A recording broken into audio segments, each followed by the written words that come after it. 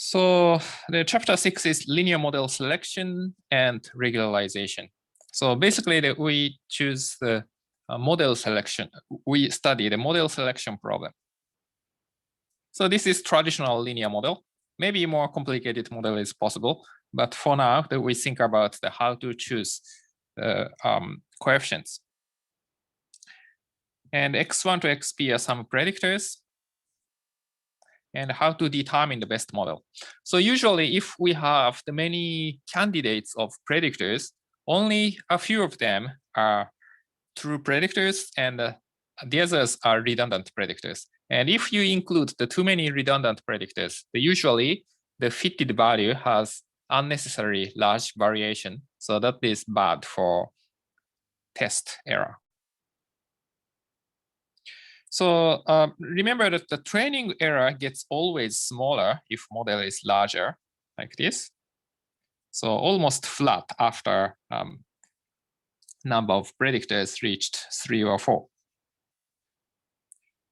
And the R square is kind of the 1 minus the residual sum of squares divided by something. So just this is almost the same graph. So just the we make it upside down. So now that we think about what predictors we choose. So before that, and okay, so this chapter is more conceptual. So some details are not really mathematical. Okay, so at first, we have the two slightly different objectives. One is the best prediction model, and the other is true model. So the best prediction model, the objective is to minimize the expected test error. So just to get a better prediction. And true model that means we have some truth. Then we would like to identify it. Suppose that the y is explained by x1 to x5. So true model is y is equal to beta naught plus beta 1 x1 up to beta 5 x5 plus epsilon. But we have some redundant predictors. Suppose we have 100 predictors, beta 100, x 100 plus epsilon. So from all predictors, we would like to drop unnecessary ones and identify this true model. So these are two different objectives. And often our objective is to get the best prediction model. But the best prediction model is usually slightly larger or more complex than the true model. Because the best prediction model keeps the variable which makes prediction marginally better. So suppose that we are choosing the true predictors out of 100 candidates of predictors. And if we miss one predictor, probably the model result gets really worse. Test error gets really large. But if we include some redundant variables, for example, that we identified, so we decided to take x1, x2, x3, x4, x5, and x10. And we basically misidentified this set, and we have one redundant predictor. Usually it doesn't hurt much. As long as the true predictors are in it, then at least we have enough information. X10 brings some problem, maybe some noise, but it's not usually crucial. So the best prediction model is often slightly larger than the true model. And in reality, if it's not simulation, we don't really know the true model. So just in case that we include the variables which make the training error marginally better.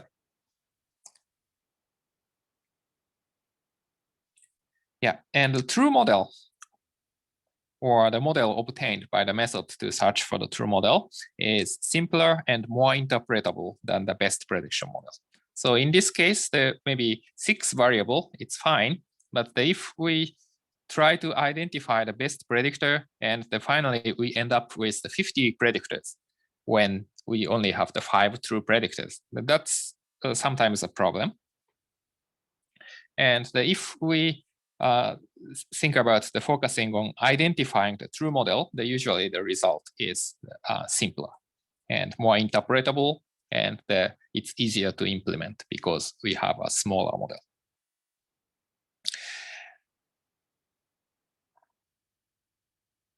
Yeah. And some methods that we discuss in this section, today we will focus on the first two things. So one is the subset selection. So this is traditional way of selecting variables. So choose a subset of size D of all P predictors. So maybe P is 100 and D is small, like 5 or 10.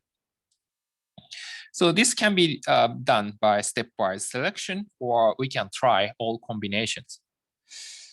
And another method we study today is to use all P predictors, but make a coefficient smaller. So remember that we have multi-collinearity if we have several predictors. Suppose we have x1 to x100, then maybe the sum of them are almost linearly dependent. For example, x10 and x20. So if we add up those variables, maybe it's equal to negative of x30. So in such a case, it's hard to identify the coefficients of x10, x20, and x30. So you can see that if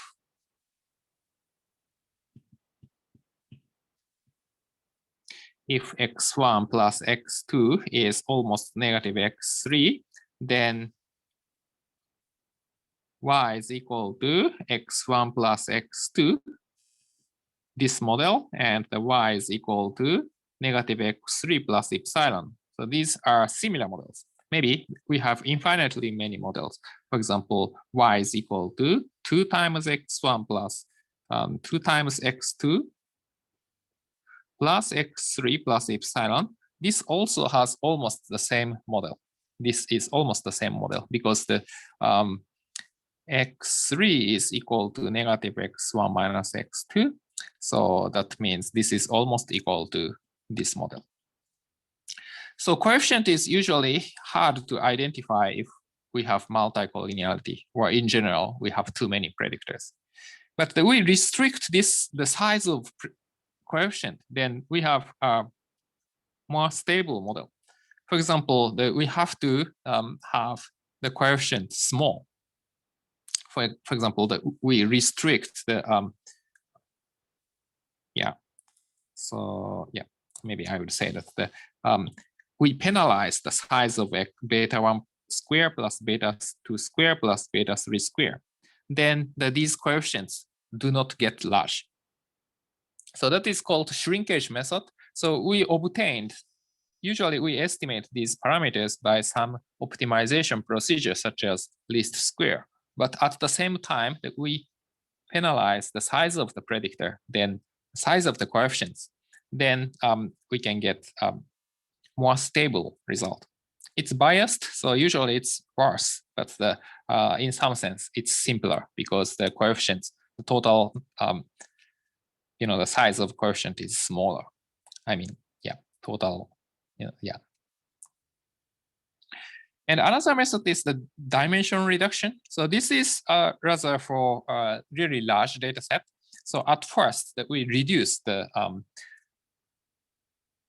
dimension of the predictors. If we have 100 predictors, then we have maybe the really not efficient to estimate the model because usually the important information can be summarized with by a few predictors.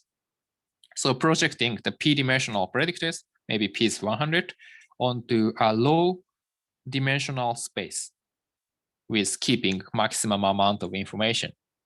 For example, think about the economic indicator. So maybe we have 6 different definitions of unemployment rate, and then we have maybe 6 different definitions of consumer price, and 6 different definitions to measure the industrial output.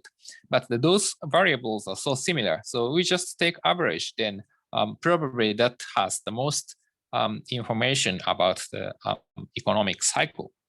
So we reduce the dimension beforehand, or maybe in the middle of the analysis. So that is dimension reduction technique. So we focus on the first two things today. Probably the third one on Wednesday.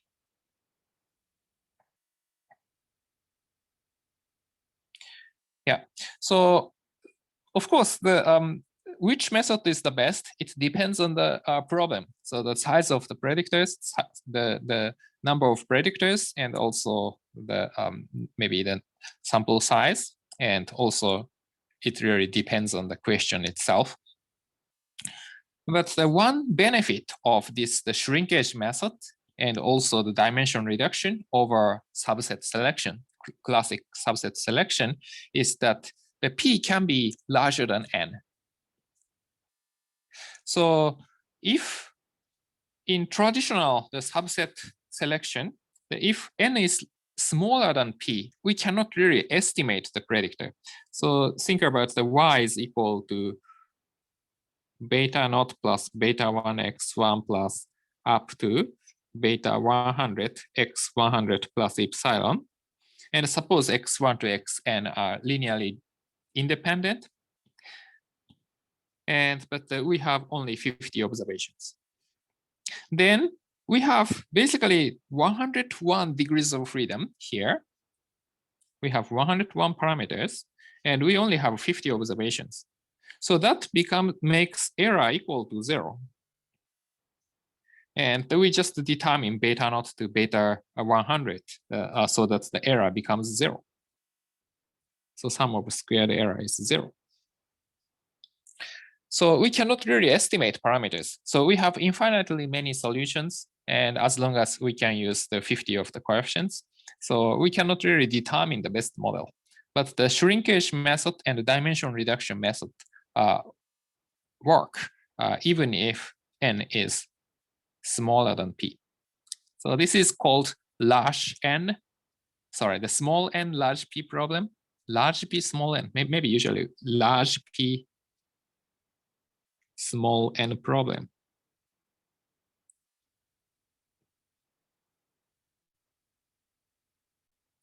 So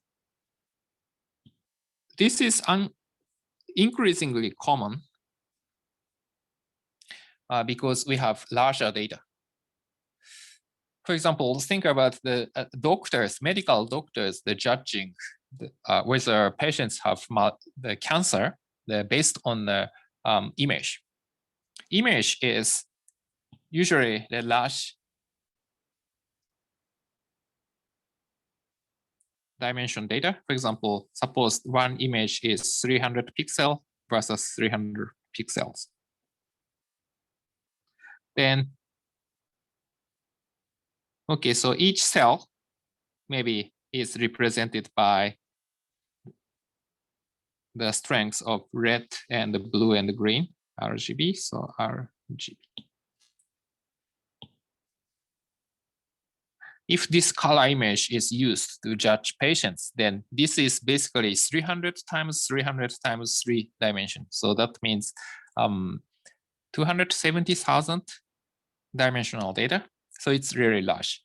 But usually, if doctors have experience to diagnose that disease for 100 cases, then they have some reasonably good criterion to evaluate the patients. So that means N is only 100, but P is equal to 300 times 300 times 3. So it's really large. So we have to deal with this kind of question. And you can imagine that if the data gets larger, so this question becomes more common. So even for consumer data, if you have a lot of information for each consumer, then sometimes N exceeds P. And the shrinkage and dimension reduction work even for these cases. Any questions so far, comments? Have you ever studied the shrinkage method in any other classes or in your research or daily life?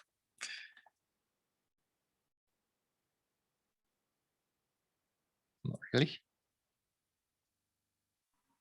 I don't recall it. No. Oh, never. Okay, yeah, that's fine. Yeah, I think that. Yeah. Okay, so yeah, so at first subset selection, because we have already studied it and in, for example, 50-30, and probably we are a little bit familiar with it. So subset selection, we have two approaches. So one is the best subset selection. So try all subsets of entire sets of predictors and choose the model with the minimum AIC. So AIC we will discuss, but the AIC is a criterion to choose the best prediction model. I mean, the prediction model with the smallest test error, expected test error. And of course, if we have p predictors, then we have to have the 2 to the p power combinations. For example, if we have p is equal to 3, then we have several cases. The true predictors are either x1, x2, x3, or x1 and x2 and x1 and x3, or x2 and x3, or x1, x2, x3, everything, or maybe nothing is useful. So we have 8 cases. So that is basically 2 to the 2 cube. Okay. So in general, if we have p predictors, we have the 2 to the p power combinations. So it takes time. So if p is 10, 2 to the 10th power is 1000. Linear regression is quick, so that is feasible. Even p is equal to 12 or 13, 14, that may be fine. But if p becomes 20, probably it's not feasible way, and p is equal to 30, it's not feasible at all. Yeah, so there was almost a joke when I was working for a bank. My friend, the proposed some project, and to predict the inflation rate. I worked for a central bank, so the predicting inflation is basically the most important topic in economic analysis. And he has 32 predictors, and he wanted to have the best model. And at that time, he didn't know stepwise selection. And then okay, so we use some the economic insights to reduce the number of predictors and to do some forecasting. Then his boss suggested that why you don't try all combinations.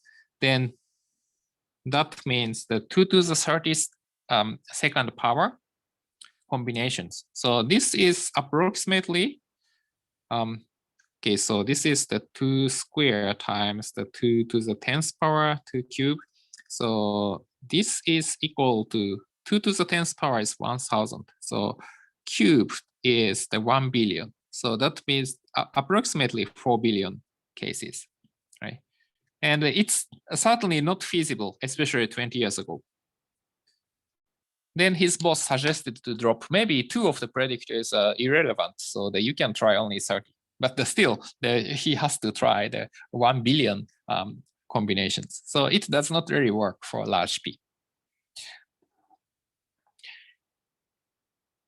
Yeah, but the good thing is that it's guaranteed to find the best model among all combinations. And if it's not feasible, then you can use stepwise selection. So start with a certain model and add and delete one variable at a time to minimize AIC. And we have the forward selection, backward deletion, and the combination of the two.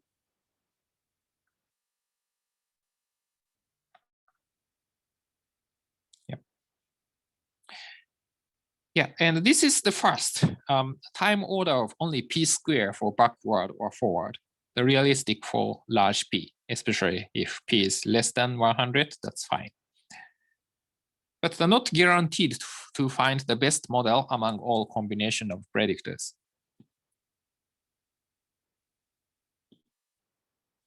Yeah, so think about the example. So suppose P is equal to 3. Usually we apply this for large P, but suppose we only have the small p. Just for illustration purpose, the p is equal to 3. Then there are several cases. The best combination of predictors may be the all predictors or only 2 of them.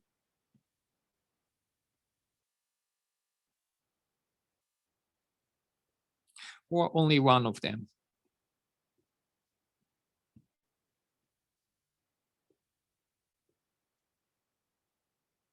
And nothing is useful. And we have some AIC value.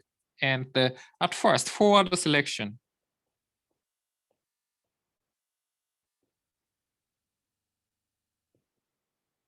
Usually, we start with the smallest model. We can start with any point, but the smallest model.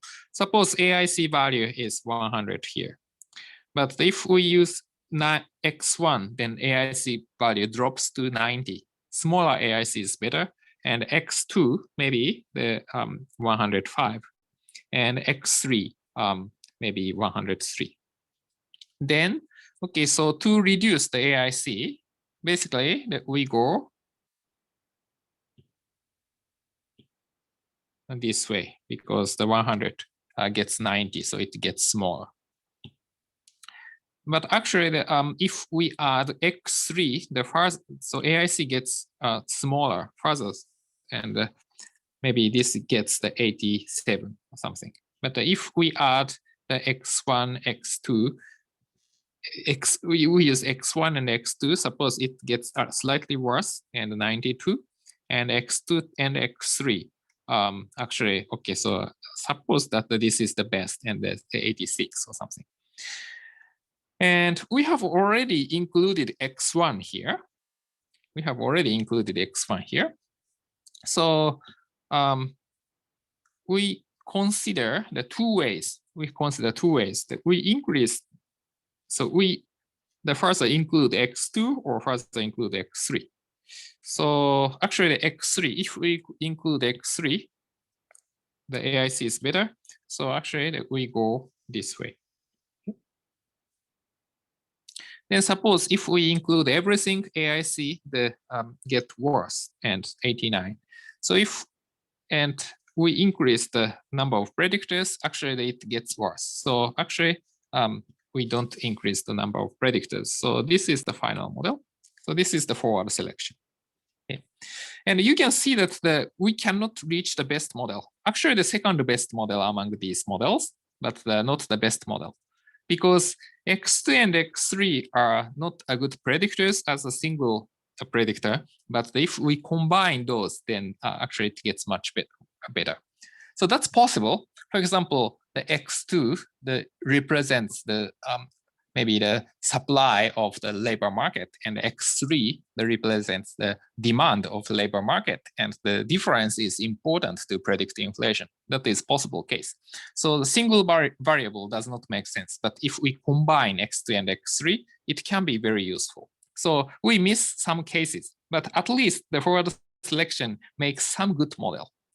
And the backward deletion is the other way.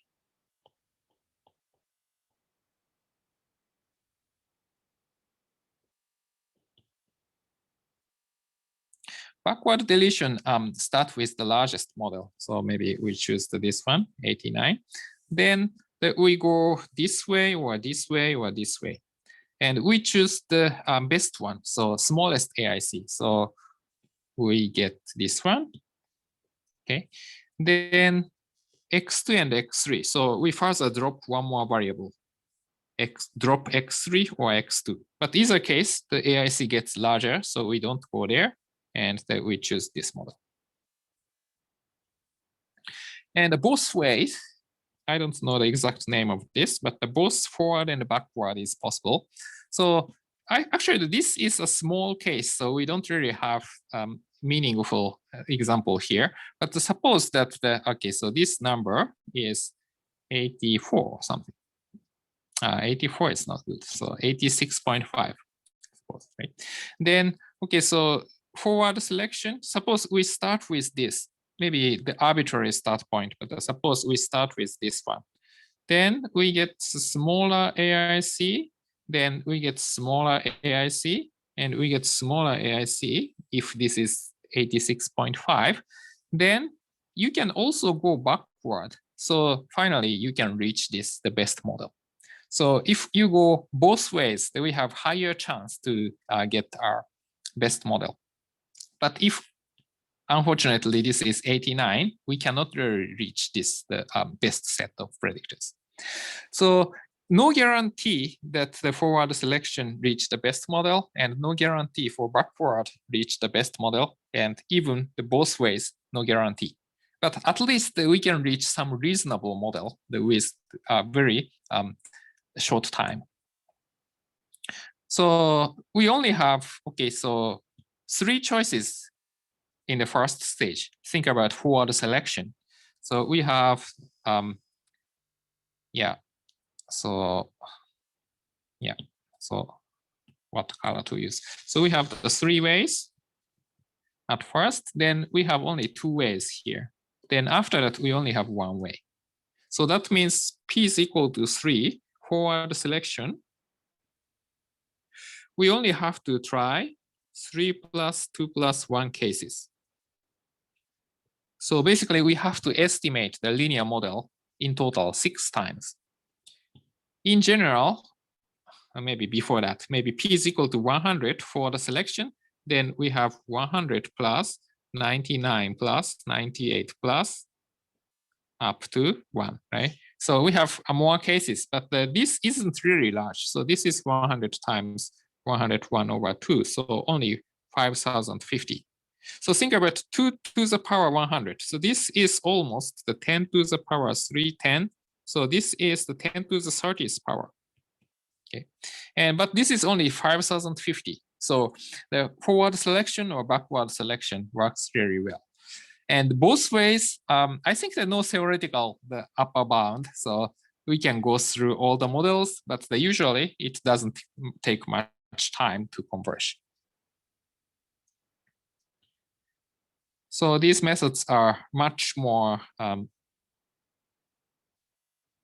efficient. I mean, it takes much less time to get the model. Yeah, but they're not guaranteed to find the best model. Do you have questions? Yes, Professor. I have one question. Sure. Yeah. I think stepwise selection uses likelihood for calculating AIC, but I think that we use OLS estimator for estimate linear regression. Is that correct?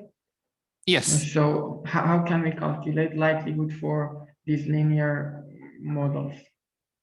Oh, linear model. So linear model, okay. So usually we assume the normality for errors.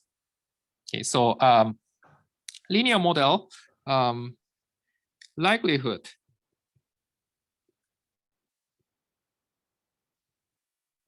of the epsilon is calculated as just the maybe log likelihood. The log likelihood of epsilon is we assume the normal the distribution. So log of 1 over the 2 pi sigma square root and exponential negative the 2 sigma square over epsilon square. So actually this is equal to some constant term. Maybe some not constant. So constant terms times the negative the log of sigma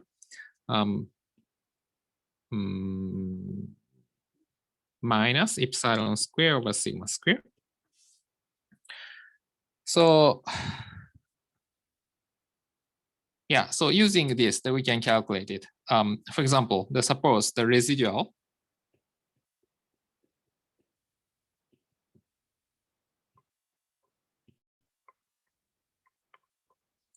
residuals are say E1 to En, then we can get the likelihood, the log likelihood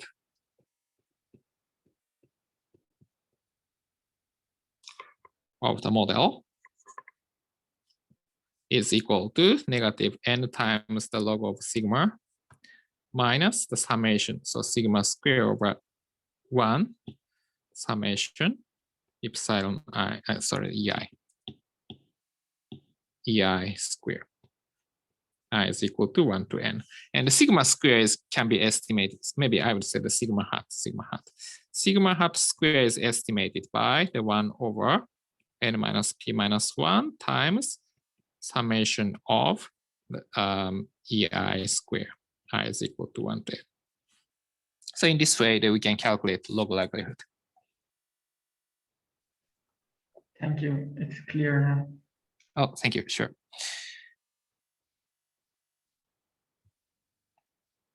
Yeah, but in general, this stepwise procedure works any other criterion. So usually we use AIC, but if we want to use different criterion, for example, the residual, maybe R square, adjusted R square, or yeah, we can use different methods, but usually the AIC is optimal method. So what criterion can be used other than AIC?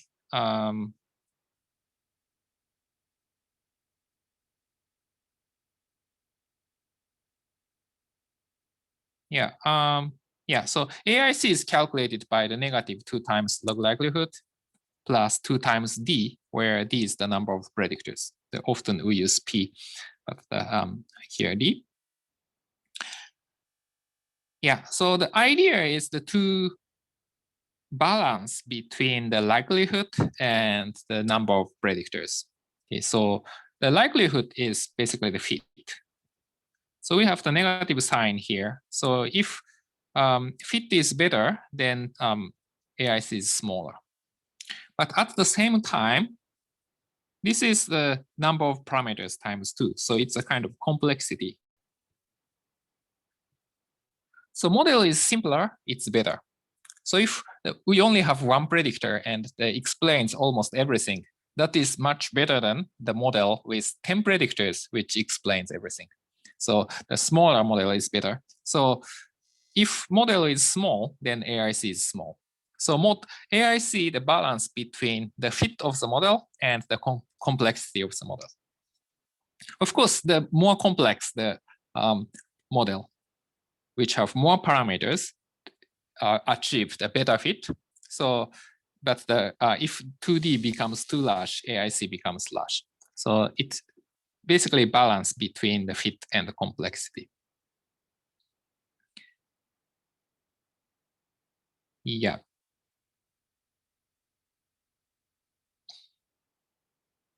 Sorry, maybe this is misleading. So later we discussed which criterion can be used other than AIC. So here is the slide for other criterion. So one is the Marlow's CP. So the residual sum of square here, and then the 2D times the sigma hat. And we take square and 1 over n.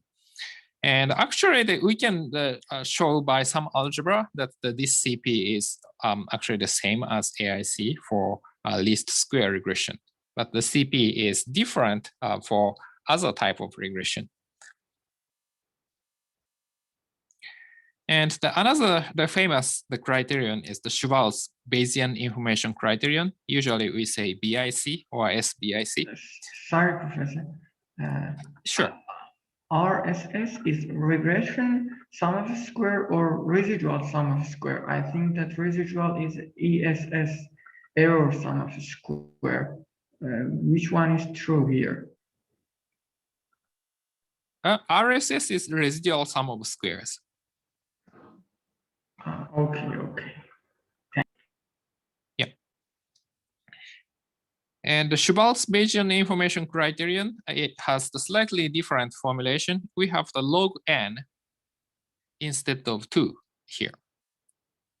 So yeah, I think the sigma square actually log of sigma.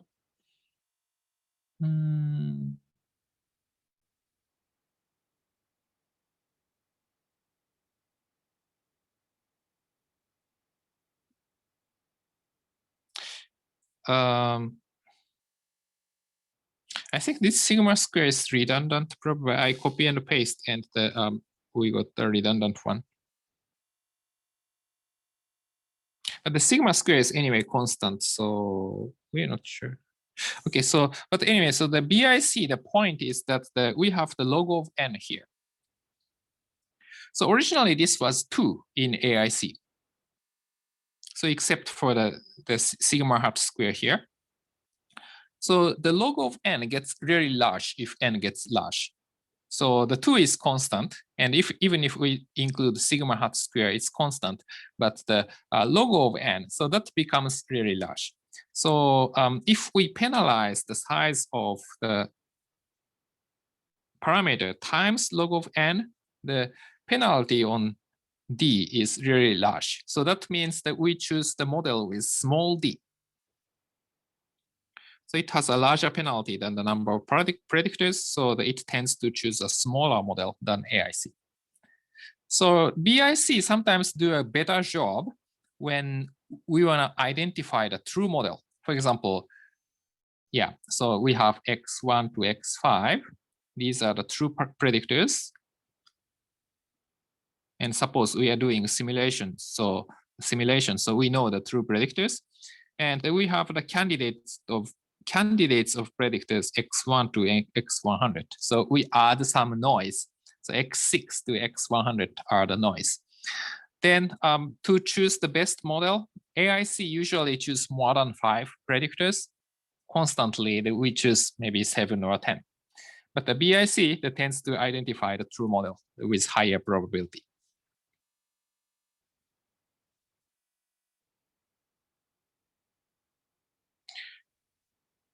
Yeah. So this is just one result for one data set. So it's not very, doesn't have any theoretical value. But if we use different criterion, Marlow's CP, BIC, and adjusted R square, I don't know why we missed AIC here, but you can see that the BIC choose a smaller model. The number of predictors is 6. The Marlow's CP, oh, actually, probably this is a linear model. So this is the same as AIC. So it chooses 6. And finally, adjusted R square usually to choose a too large model. And actually, this is 7, I think. But often it chooses a much larger model even. So usually we don't use adjusted R square. Adjusted R square is developed so that for the test, right? So the expectation of adjusted R square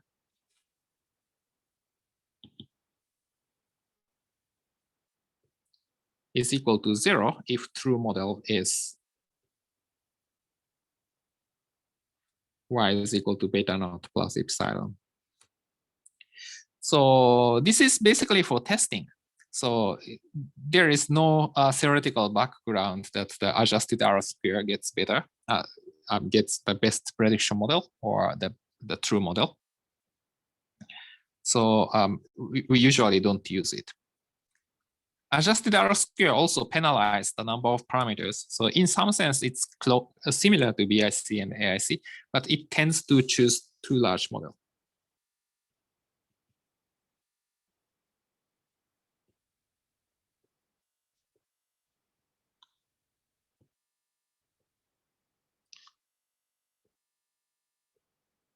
So I don't really recommend you to use this for prediction. Okay, so these are a couple of criterions. And next one is the more computational method, the cross-validation. So, the training error always gets smaller if model gets larger. So that's the problem. So that's why we introduced AIC. But if we do cross-validation, that is a fair judgment on the accuracy of the model. So instead of AIC, we can use cross-validation.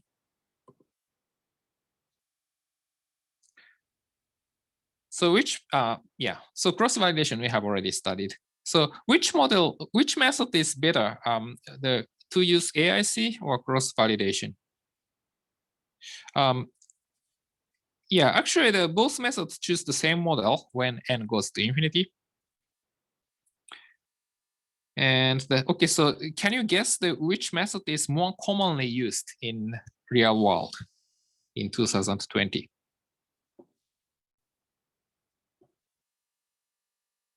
Can you guess? Maybe we can launch the survey. I don't know. Maybe with iPad we cannot do that. Maybe launch. We cannot do that. Because how many people think the AIC is more common in the real world? For example, in Google or Facebook. How many people think cross-validation is more common? I think CV might be more common since computers are getting better. Yes, yeah, that's right. Yes. So AIC is much faster, but the CV is more computer intensive. But now the computer is more stronger, even stronger than ever. So the CV is more commonly used. So I was surprised that there one data scientist in Google said that he hasn't, ever used the AIC in his job. So the AIC, that you have to see that the AIC uses likelihood function. So if we cannot identify likelihood function, then we cannot use it. Maybe we haven't studied, but for example, the tree-based method or neural network. So those are very complicated, and it's very hard to calculate the likelihood function. So in such a case, the AIC isn't very convenient. But the CV, always that we can do simulation, so that it's much better. Or maybe the nearest neighborhood method. It doesn't have likelihood function, so that we cannot really calculate the likelihood. Support vector machine, we cannot calculate either. So CV is applicable for any model, even we don't have any theory. As long as we get the predicted value, we do cross-validation, we can calculate cross-validated error. So that's why the CV is more common.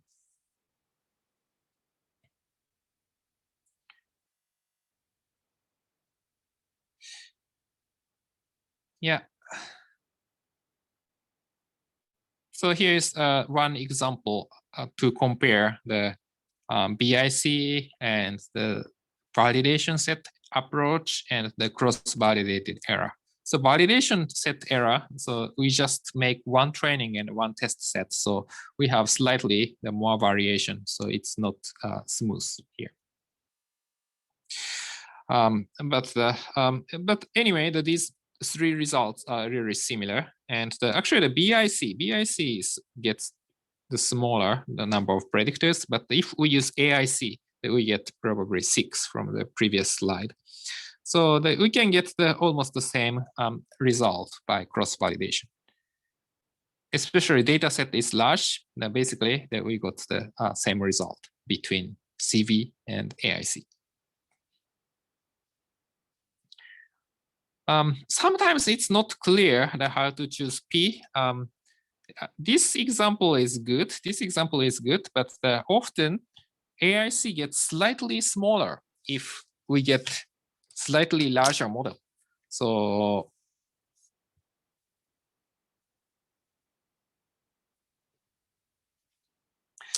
maybe think about the cross-validated error. So that has the fluctuation. AIC also we the subsample resample the observations. Still it fluctuates. And if we get AIC value, okay, so this is maybe the P and 1 to 10, 20, 30. Then if AIC drops continuously, but almost the same result to 10 to 20 over 30, then it's hard to see which one we should choose. Especially, okay, so this is the one cross-validated error. And if we use different data set, maybe that we choose slightly different curve, such as maybe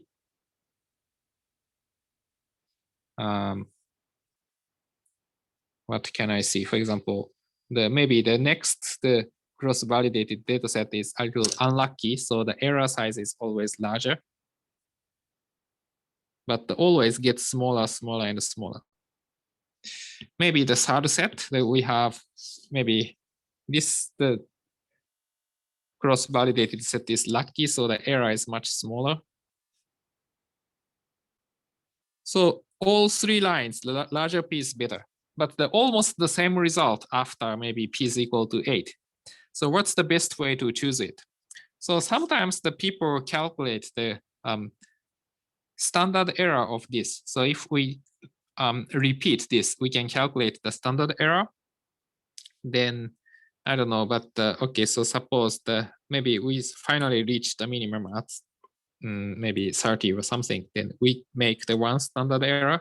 Then the people choose the number of predictor which corresponds to the cross-validated error plus minus one standard deviation, and within one standard deviation that we choose here. So we choose maybe P is equal to 8. So sometimes this is used. I think this is not logical. So if we use AIC, we have to choose the model with minimum AIC. But if so the variability is so large and the difference is very small, sometimes people choose the number P in this way, number D in this way. Yeah, so this is the subset selection. So if you don't have questions, we go to the next section.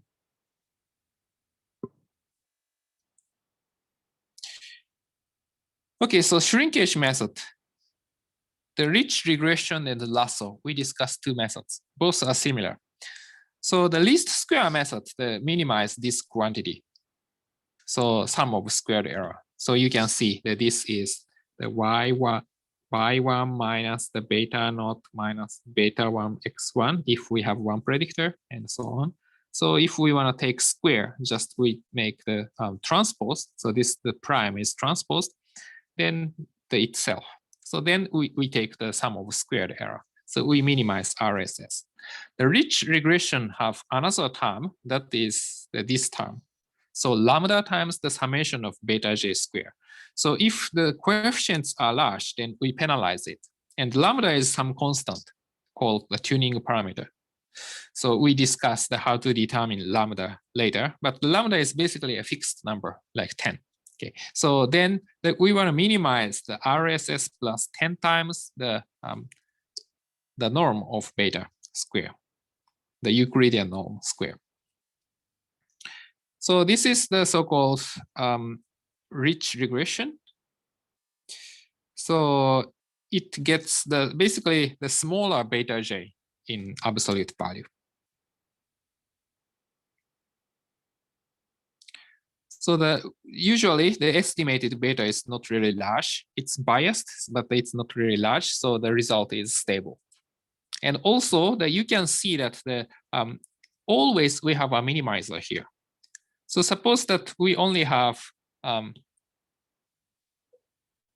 10 observations, but the P is equal to 20, then we cannot really minimize this. We have the 20 degrees of freedom and we have 10 observations. So actually we have several, infinitely many solutions to make RSS equal to 0. But here, obviously, this is parabola. So we have the minimizer here. So even if we have the n smaller than P, still we have unique minimizer beta j's. So this is result, one estimation result by rich regression. So remember that we fit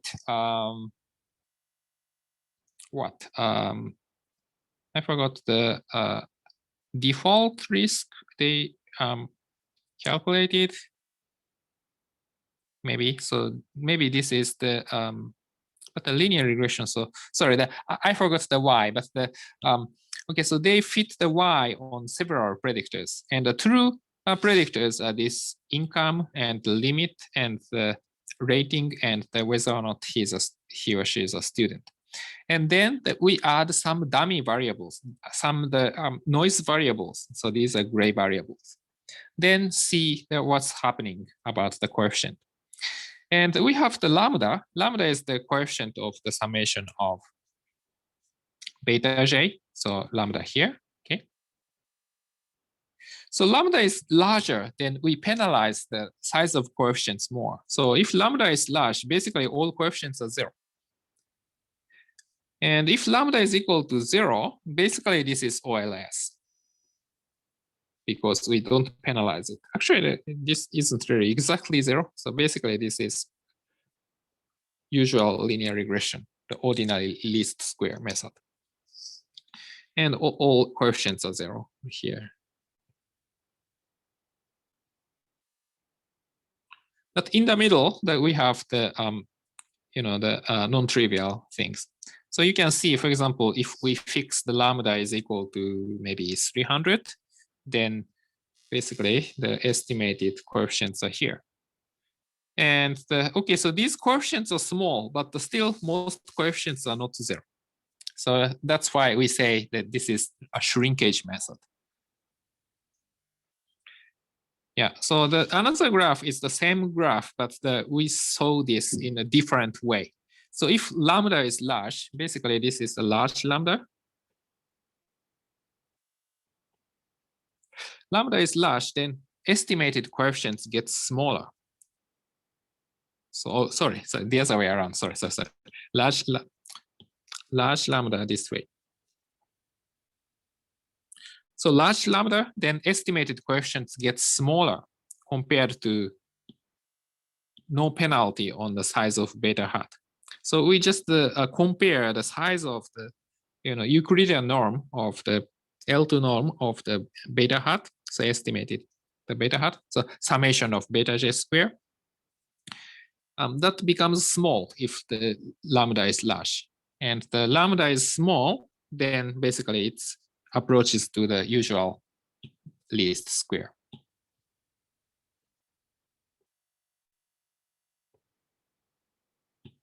So this just flips the previous one. So I mean the scale is slightly different, but basically this direction to the right is the same as to the left for here. Yes. So basically, these two graphs, they basically have the same information, but it shows in a different ways.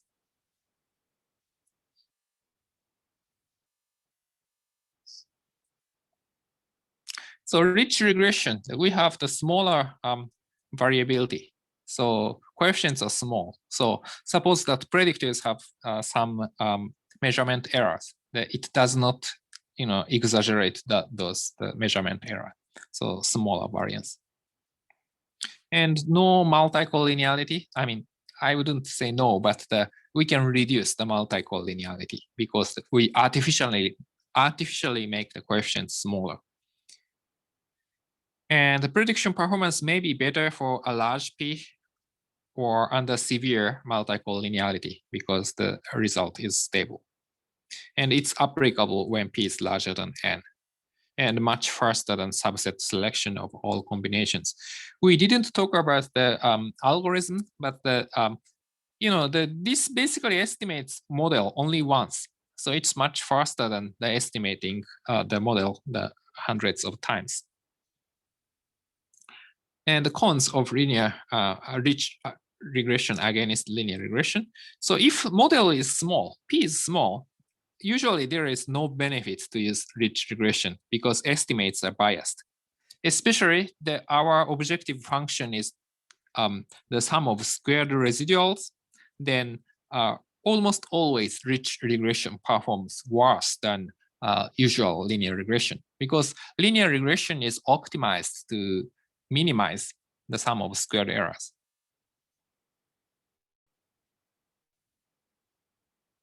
So it only works when P is large or we have severe multi-collinearity.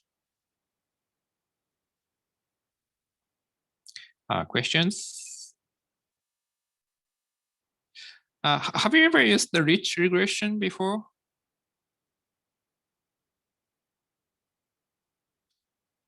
No.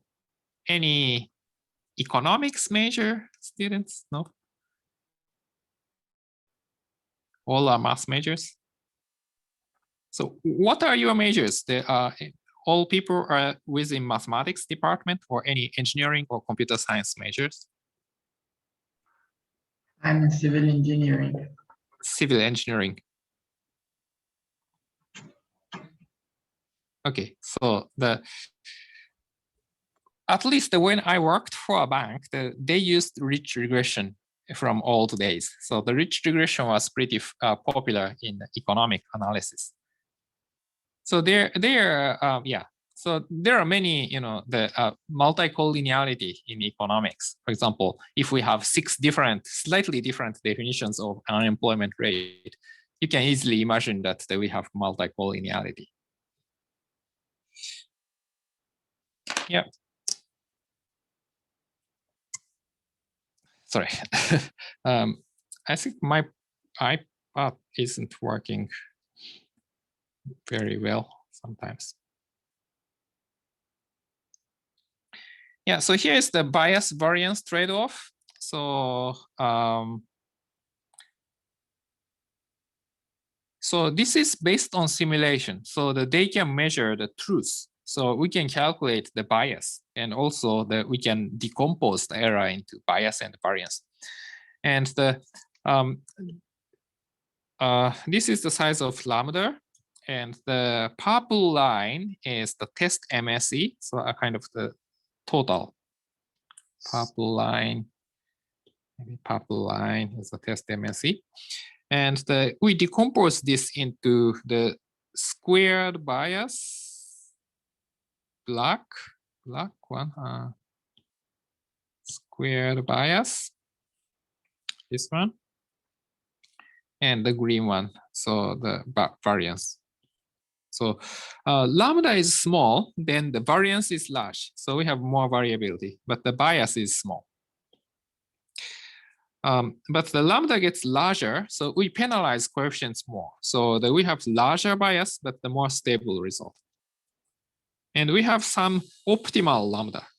So we haven't discussed how to determine lambda, but at least conceptually that we have some optimal point. So we have the best lambda to use. So the same thing if we use the graph in a different way.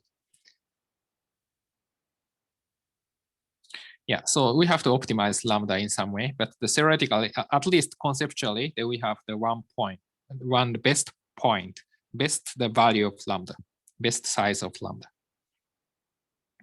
Yeah, so but before determining lambda, that we discussed the standardizing predictors.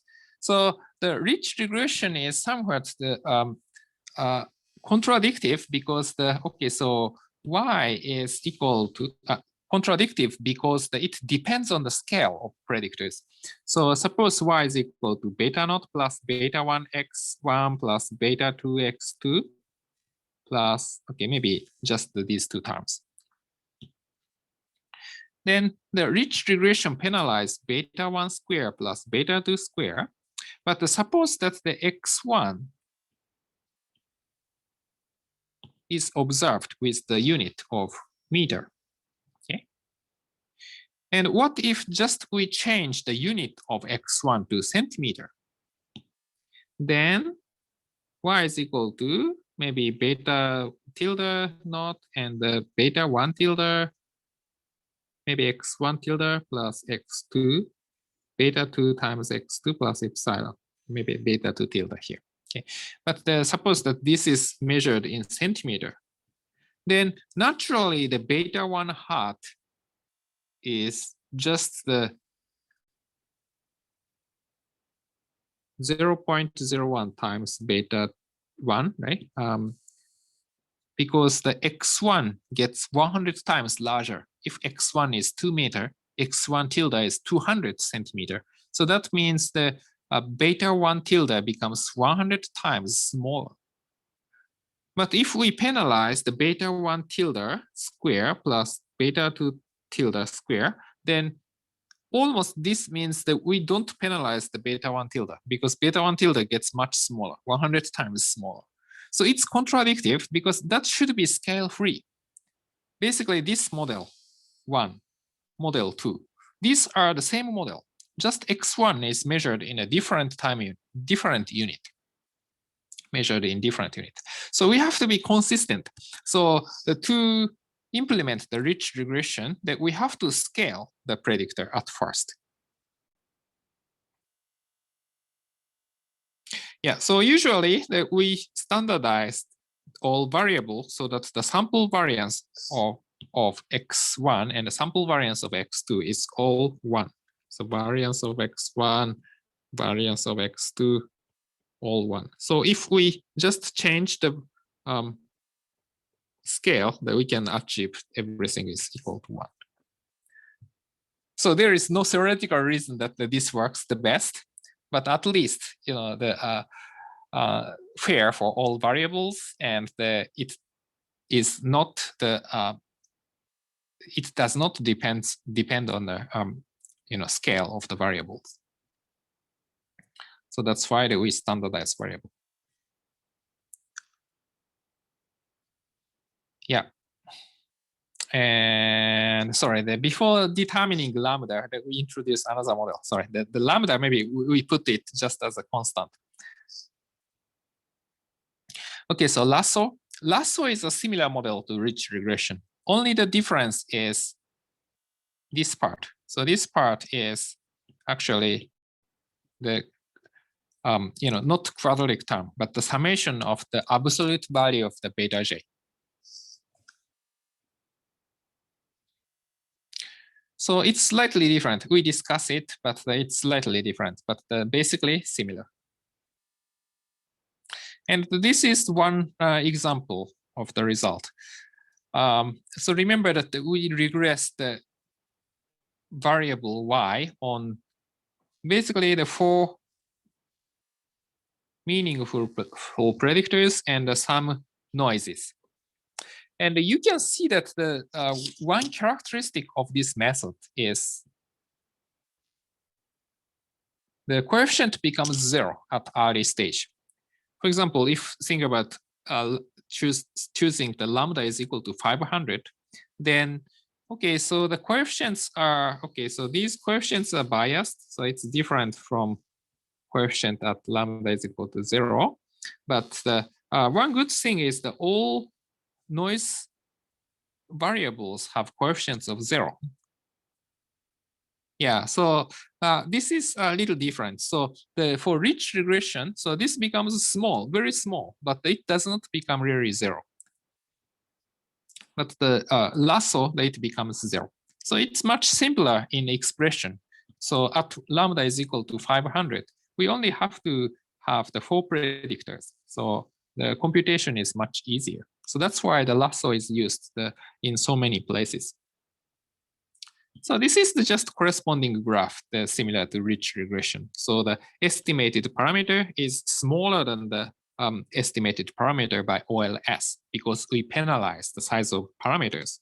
And basically this direction is the lambda is large, and this direction is lambda is small. So just show the same result in a different way.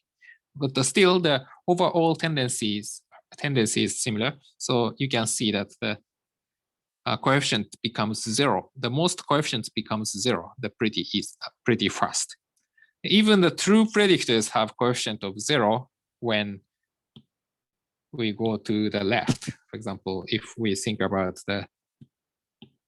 this location, actually the blue predictor rating is has the non-zero coefficient, and the other coefficients are all 0. Yeah, so difference between rich and Lasso. The Lasso has more parameter estimates equal to 0. So one explanation is that the absolute value of beta is larger than absolute value of beta square. So this is the Lasso version, and this is rich version. And the rich regression parameter estimate does not go to 0 because this quantity becomes small anyway. So no benefit to make beta from 0.01 to 0.0. So 0.01 square is equal to 0.0001. So it doesn't affect the result much. But the lasso, we don't have square. So coefficient becomes 0.01 to 0. We have some benefit. So the model has some benefit. Model has slightly smaller loss function. So that's why the beta, more beta converges to 0 faster than rich method.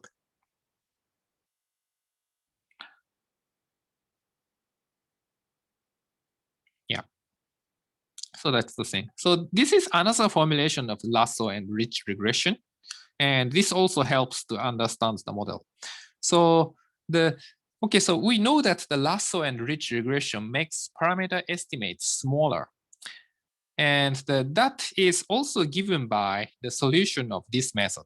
So suppose that the linear regression, OLS, gives the estimate of y is equal to maybe 1 plus 2 times x1 plus 3 times x2 plus epsilon. And for lasso regression, that we get y is equal to maybe 1.1. Usually this is not penalized. Coefficient intercept is not penalized, but plus maybe the 1.5x1, the plus 2.4, or maybe 2.4x2 plus epsilon. Okay. But also this answer,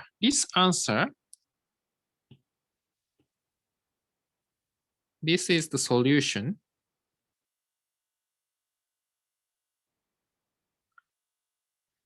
To minimize just usual the residual sum of squares.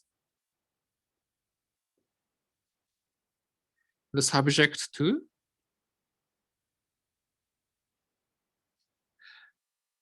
this is lasso. So the summation of beta I is equal to 1 to 2 is equal to 3.9. Okay, so usual OLS estimates the beta 1 plus beta 2, beta 1 absolute value plus beta 2 absolute value is equal to 5. But if we make this condition, so summation of beta j absolute value is equal to 3.9, then actually we get this one. So actually the lasso is equivalent to the OLS, the subject to the sum constraint. And rich regression, the same thing, just the beta absolute value becomes the beta square. And the other things are the same. So basically we have correspondence between S and lambda. So lambda gets larger, S gets smaller.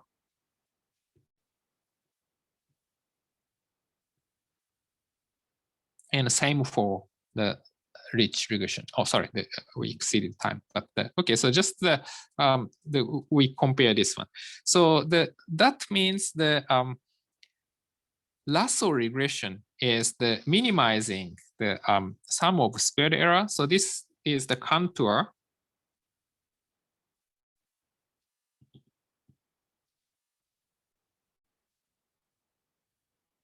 of the residual sum of square. And if residual sum of squares, the contour plot touch this square. So this is the summation of the beta j is equal to C. Maybe I would say this point is C. This point, maybe they use S. So this is S. Then you can see that the solution, okay, so contour plot, we want to minimize it. So this is the smaller value of the RSS. So if it touches with this point, this square at this point, then this is the solution. So this is the solution. So that is estimated.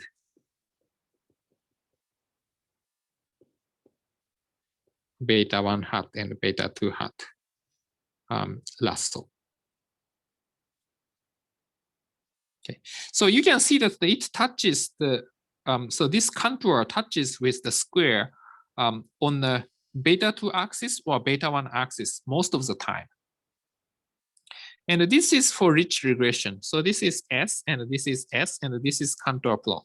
And for rich regression, most likely this contour plot that touches with this circle at the non-zero beta 1 and the non-zero beta 2.